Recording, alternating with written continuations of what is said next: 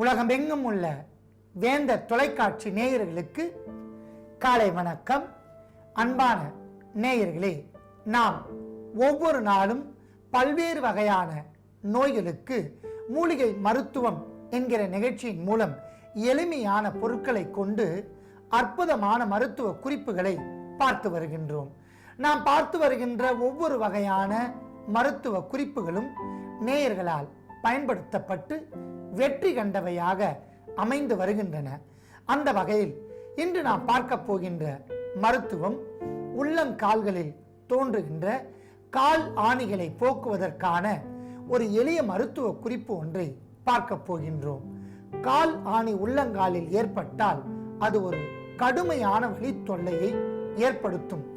ஒரு சிலருக்கு நடக்கவே முடியாத அளவிற்கு காலை பாதிப்படைய செய்யும்.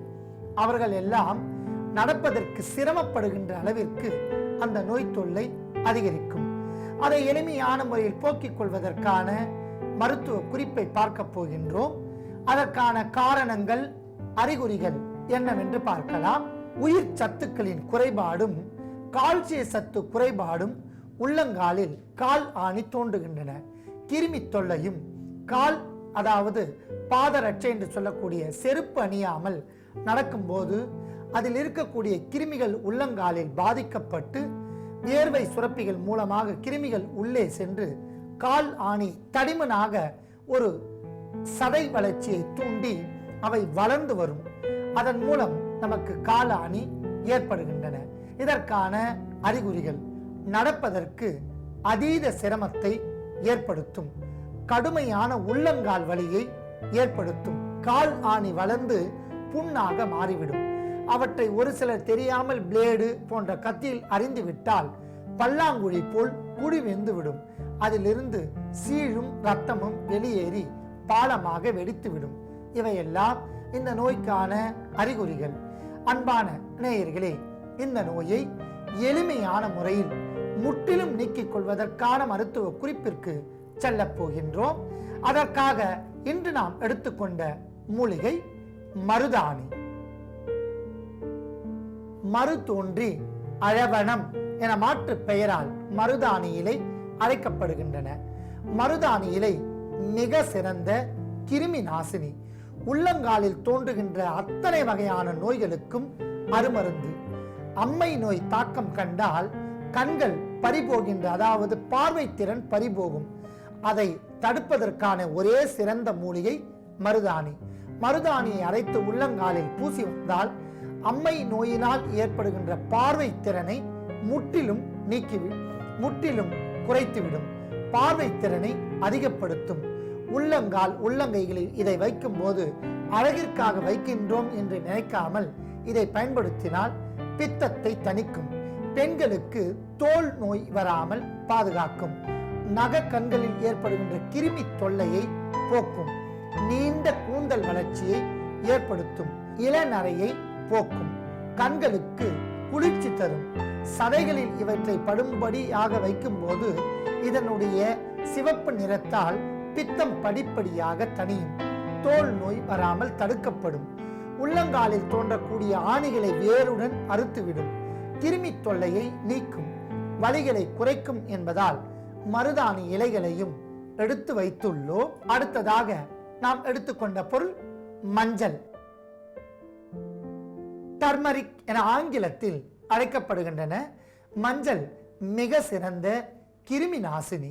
பீனிசம் என்ற நோய்க்கு மஞ்சளை சுட்டு இதன் புகையை முகர்ந்து வந்தால் பீனிச நோய் நீங்கும். ஜலதோஷம், தலைபாரம் இவைகளை போக்கும். உள்ளங்கால்களில் தோன்றக்கூடிய ஆணி கால்களுக்கு இவற்றை மருதாணியோடு பயன்படுத்தும் போது மிக சிறந்த கிருமி நாசினியாக செயல்பட்டு இவற்றில் இருக்கக்கூடிய கிருமி தொல்லையால் நமக்கு கால் ஆணி நீங்கிவிடும். இது புண்களை விரைந்து ஆற்றும். நுண் புழுக்களை கொல்லும். இது பல்வேறு வகையான தோல் நோய்களை போக்கும். கலால் நாற்றம், கற்றாழை நாற்றம், புலால் நாற்றம் இவைகளை நீக்கும். வியர்வை நாற்றத்தை நீக்கி மனதிற்கு மயங்கச் செய்யக்கூடிய நறுமணத்தை தரும். ஆகையால் மஞ்சளையும் எடுத்து வைத்துள்ளோம். அடுத்ததாக நாம் எடுத்துக்கொண்ட பொருள் வசம்பு. பிள்ளை வளர்த்தி பேர் சொல்லா மருந்து என்று அழைக்கப்படுகின்ற வசம்பு குழந்தைகள் வளர்ப்பதில் தாயை விட சிறந்த மருந்தாக பயன்படுகின்றன. எவ்வாறெனில் குழந்தைகளுக்கு ஏற்படுகின்ற தெக்குவாய், திற்று பேச்சு, ஸ்டட்டரிங், ஸ்டாமரிங் இவையெல்லாம் எளிமையான முறையில் நீக்கிவிடும். குழந்தைகளுக்கு பேசும் திறனை அதிகப்படுத்தும். அதோடு மட்டும் அல்லாமல் கிருமி நாசினியாக செயல்படும். வசம்பு உள்ளங்கால்களில் தோன்றக்கூடிய ஆணிகளை வேருடன் நீக்கி வலித்தன்மையை குறைத்து புண்களை விரைந்து ஆற்றும். ஆகையால் வசம்பையும் எடுத்து வைத்துள்ளோம். அடுத்ததாக நாம் எடுத்துக்கொண்ட பொருள் உயர்தரமான பூங்கற்பூரம். பூங்கற்பூரத்தில் இருக்கக்கூடிய ரசாயனத்தால் அந்த கால் ஆணை கிருமிகள் செத்துவிடும். அங்கு ஏற்படுகின்ற அரிப்பும் எரிச்சலையும் படிப்படியாக குறைக்கும் என்பதால் நாம் உயர்தரமான பூங்கற்பூரத்தையும் எடுத்து வைத்துள்ளோம். அன்பான நேயர்களே, அத்தனை பொருளையும் தனித்தனியாக எடுத்து வைத்துள்ளோம்.